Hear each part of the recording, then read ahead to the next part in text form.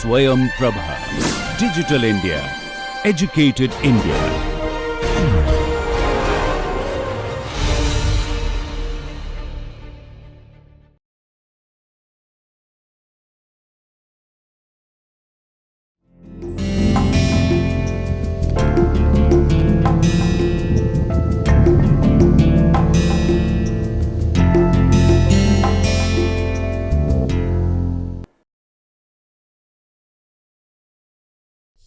Hello everyone, welcome to this session on international trade. International trade has been the heart of economic thought for a long time. This thought laid the foundation of why countries trade and how everyone can gain from engaging in international trade. Trade allows nations to specialize, exchange goods and services, and achieve outcomes that would not be possible in isolation. So in this session, we will begin with the theory of absolute advantage proposed by Adam Smith, which shows how efficiency differences create the scope for specialization and engage in international trade. We then move to comparative advantage theorem, which is proposed by David Ricardo, a powerful insight that trade can be beneficial even when one country is more efficient at producing everything. So from there, we will examine the trade barriers and policy intervention in international trade, and mainly including subsidies, dumping, embargoes that shape the global trading system. Finally, we will connect these theories and policies to the broader economic environment and business strategy, exploring how trade patterns influence competitiveness, job creation, industrial growth, and even environmental sustainability. So by the end of this session, I am sure you will see how international trade is not just about economies across borders, but a key determinant of business opportunities, policy choices, and global independence. So let me begin by defining what is meant by international trade. So international trade means the voluntary exchange of goods and services between countries. So normally the trade and voluntary exchange of goods and services happen mainly through the free market mechanism, and when buyers and sellers freely and willingly engage in market transactions. So when trade is voluntary and there are no barriers, both parties benefit and are better off after the trade than before. That is what we are going to see in this section. So let me begin with one of the oldest theory in international trade, that is called theory of absolute advantage. That is called what are the gains from trade through the theory of absolute advantage. So this one proposed by Adam Smith, who is also called as the father of economics, and through his influential book, The Wealth of Nations.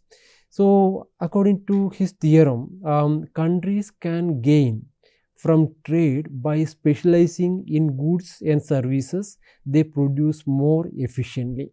So in order to illustrate this theorem, let us examine the case of trade between two countries, Portugal and England. So in order to produce these goods, assume that there is only one factor of production, that is labor. So the labor requirement per unit of output, the output here is 1 unit of wine. So here 1 unit of wine and 1 unit of cloth. In order to produce 1 unit of wine and 1 unit of cloth, as per this table, Portugal requires 80 hours of labor in order to produce 1 barrel of wine. And in order to produce 1 yard of cloth, it requires 120 hours of labor required in order to produce the 1 yard of cloth. So let's now move to England. In the case of England require, in order to produce 1 barrel of wine, it requires 120 hours of labor, and in order to produce 1 unit of cloth, 1 yard of cloth, it requires 80 hours of labor.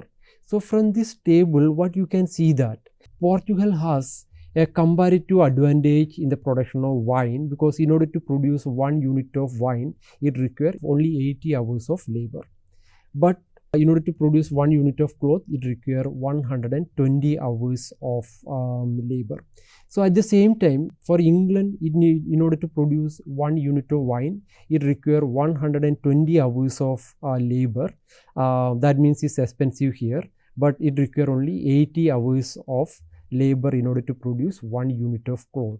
So what is the main implication from here? The main implication here is that since Portugal has absolute advantage in the production of wine, it can specialize in the wine production, and England has the absolute advantage in the production of cloth, it should specialize in the production of cloth.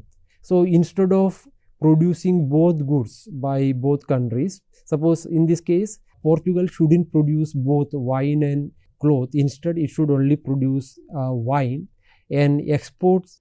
After domestic consumption, it should export wine to England.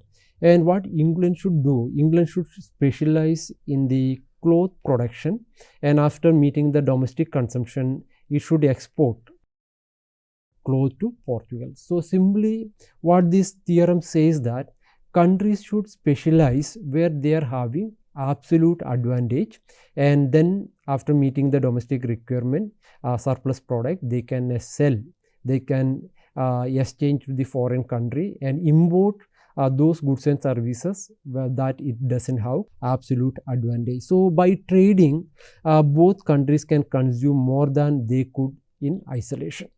So you can clearly see from this calculation that it's better to specialize. For Portugal, it's better to specialize in wine production.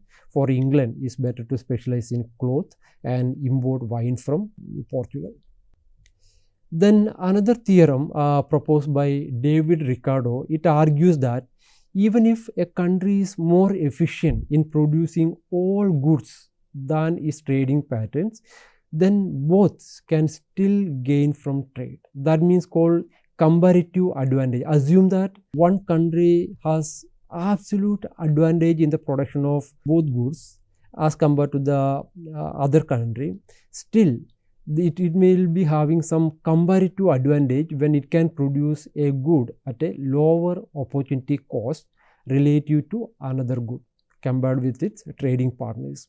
So here the gains from trade arise because countries specialize in goods where they hold this comparative advantage. So let us take a illustrative example here. I am showing you the same product, wine and cloth, and the countries are also same, Portugal and England. Only difference here is that now you look at Portugal. Portugal, in order to produce wine, it requires 80 units of labor, and to produce cloth, it requires 90 hours of labor.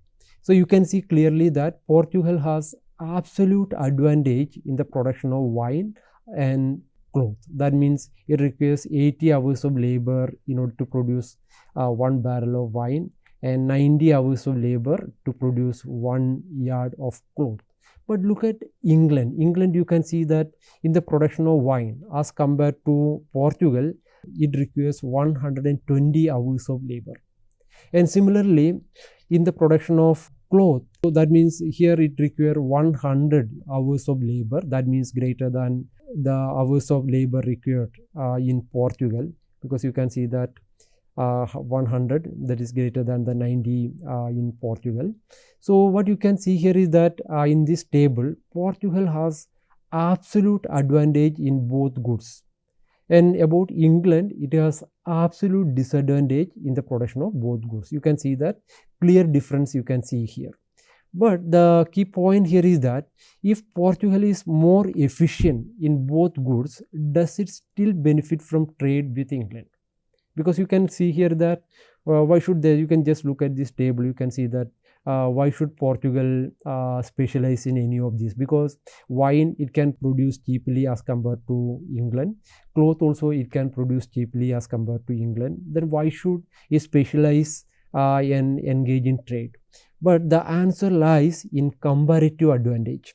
Portugal should specialize where its relative efficiency is great. Instead of producing both wine and cloth, David Ricardo argued that, showing proper illustrative calculation, David Ricardo showed that Portugal should specialize in those goods it has comparative advantage. Forget, it's not just on the absolute advantage. In addition to absolute advantage, there is comparative advantage. It should specialize. Similarly, England also specialize in those production where it has comparative advantage. We know that England has absolute disadvantage in the production of both, but it will be having absolute disadvantage in both.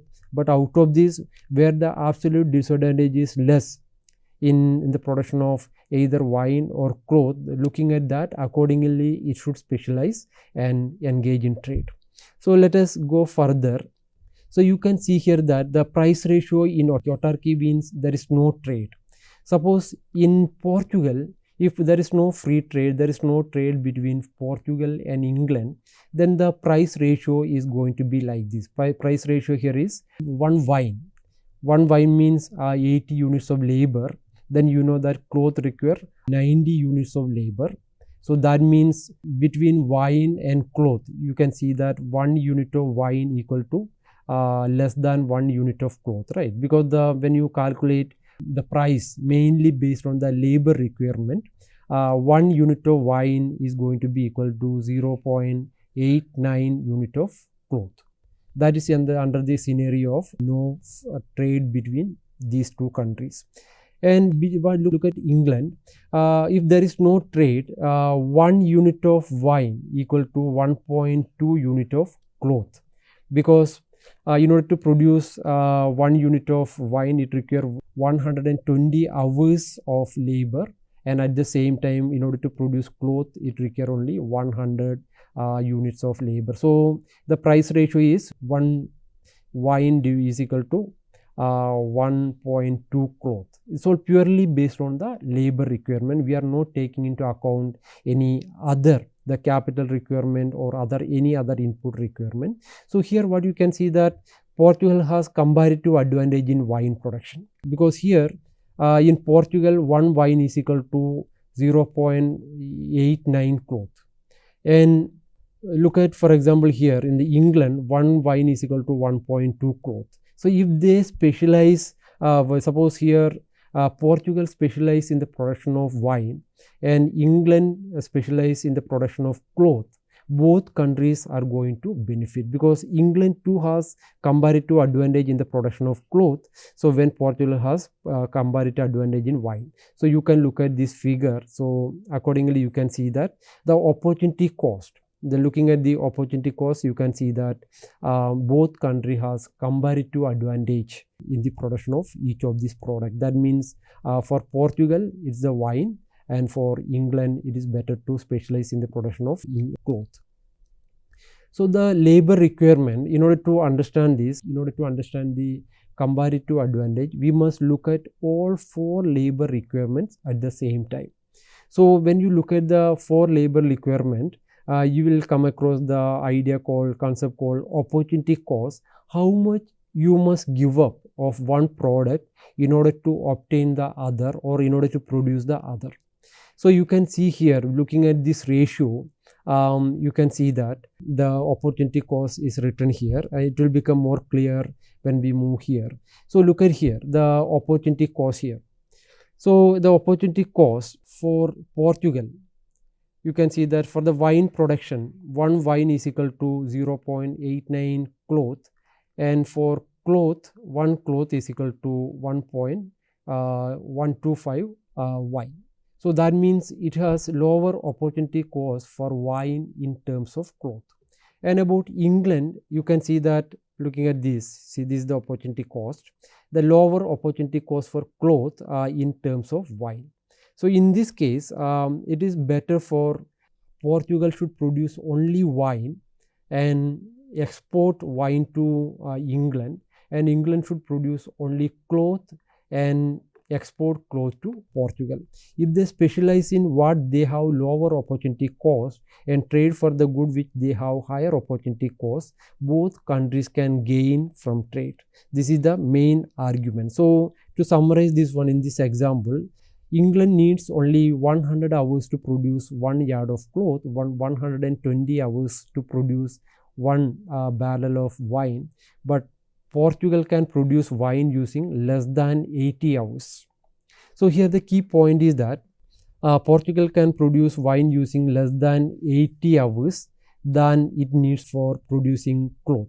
So assuming the price of cloth divided by price of wine equal to 1 by 1 with the trade, but this is a simplifying assumption and is really a brave assumption, may not reflect the actual price ratio in the real world, but assume that 1 wine is equal to 1 cloth, then price of wine divided by the price of cloth is equal to 1 by 1 with the trade, then is better for Portugal to produce wine and England to produce cloth and exchange with each other. So this is the more illustrative example or more simplified illustration of the point that we just discussed now. So clearly you can see here that England can use 120 hours to produce 1 barrel of wine itself.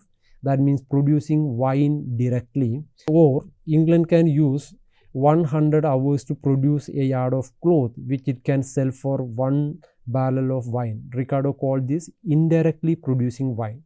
Therefore, it seems to be better producing wine indirectly instead of producing wine directly at the country by England. Is better to import wine from Portugal and export cloth to Portugal. So by producing cloth and trading, England saves 20 hours for each unit of wine. So these 20 hours can be used to produce more cloth either for consumption or trade. So by using this simple illustrative example, what does it show? That countries engaging in trade, both countries can gain by engaging in trade, even if one of the country has comparative disadvantage in the production of all goods and services. Then in order to make it beneficial, look at the opportunity cost, and where they are having low opportunity cost, then engage in that goods and services, then engage in international trade. And in addition to this, there is some more theorems are there. One is called Escher-Oglin theorem. Escher-Oglin theorem argues that countries should specialize in the production of those goods and services where it has based on the resource endowment. That means a capital abundant country will export capital intensive goods and import labor intensive goods.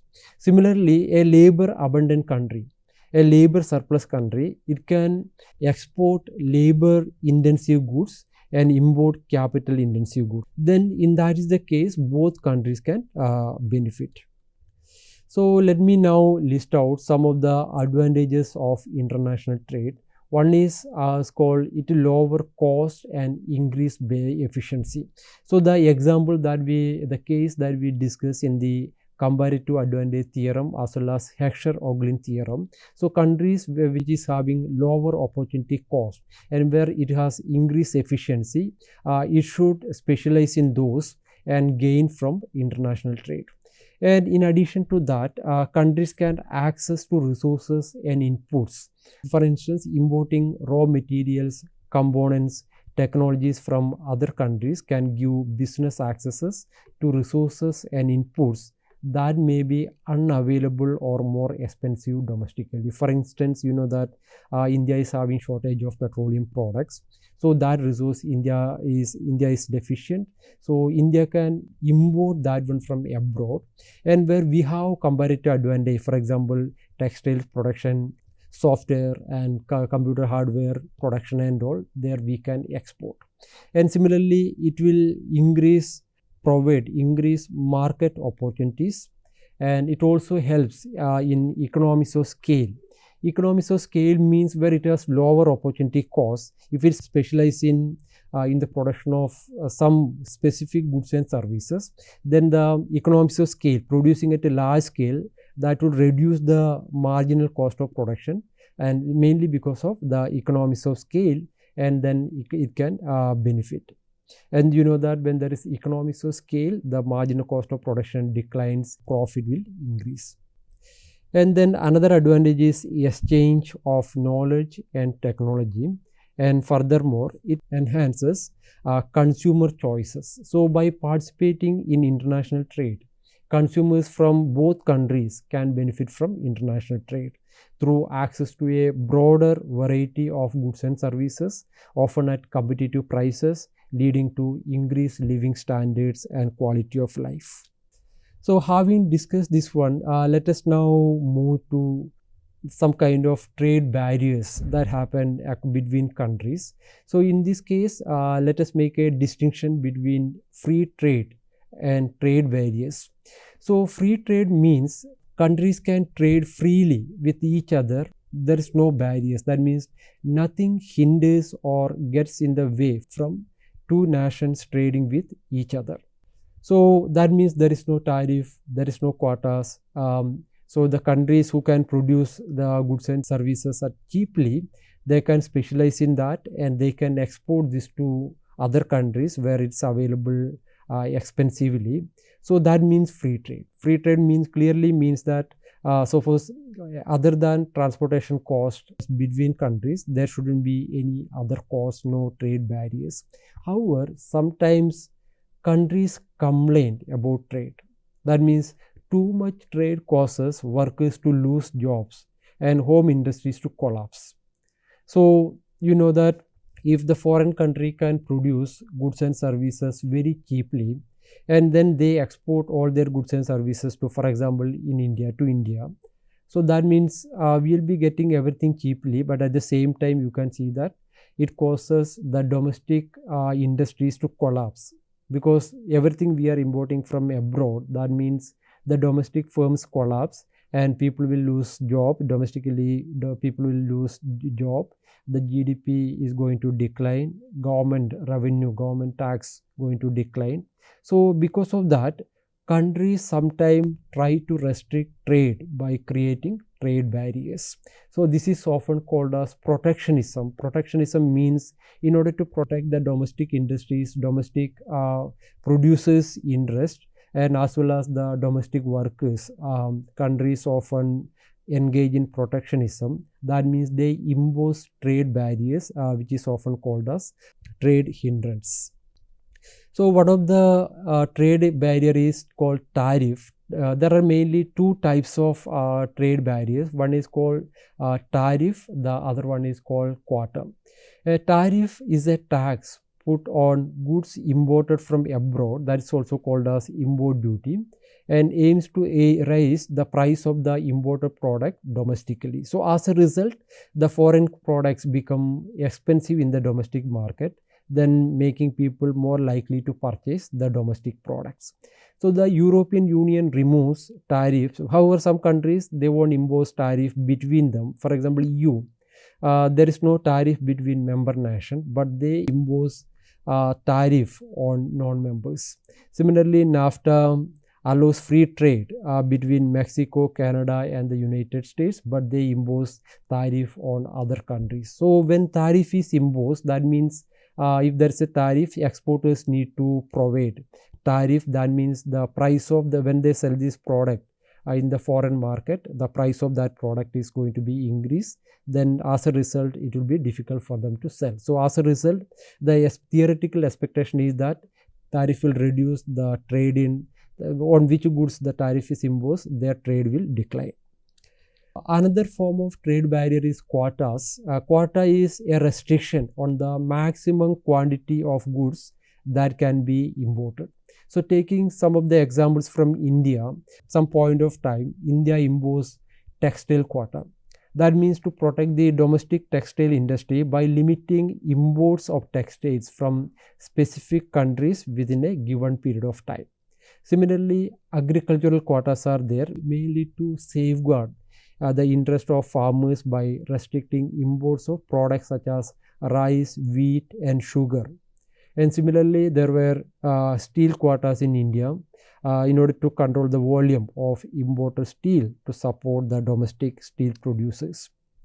So let me point out some of the, because you have seen there are two types of trade barrier. One is tariff, that is the tax or price intervention, and quota is mainly on the quantity of goods and services that can be imported. So the reason that quota has some advantage over, mainly in some context tariff won't work, because if the quota, for example, when the demand is price inelastic, when the product that we are importing from abroad is perfectly price inelastic, when we double the tariff or when we keep on increasing tariff, it won't make any impact. Even the price is very high, we still import that. In those case, tariff won't work. In this case, government will say that this is the maximum amount of units of this product that you can import. That's called quota. The quantity restriction is there. And the second advantage is certainty of restrictions, and then immediate protection for domestic industry, and it also helps in stability of domestic prices, because since import volumes are fixed under quotas, domestic producers are less exposed to a sudden surges of foreign goods. So tariff can still allow large inflows if foreign firms lower their prices. And another form of trade barrier is called trade embargo. Trade embargo is the strictest form of trade barrier. It is typically imposed for political reasons with the aim of hurting the target country's economy. Suppose the country on the other side is a enemy country, then at that time, instead of tariff and quota, we go with the trade embargo.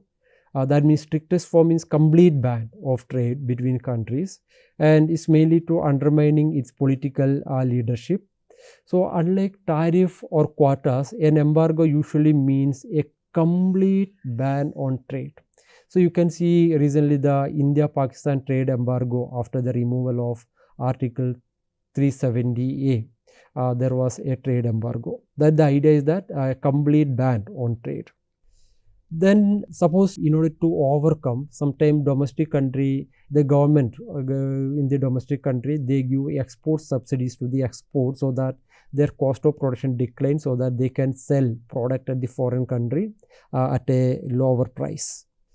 So the effects is that actually for consumers benefit from lower prices, and foreign producers lose due to reduced world price, and taxpayers in the exporting country bear the cost of the subsidy here. Then some related issues are there, that is called dumping. Dumping means selling goods abroad at unfairly low prices.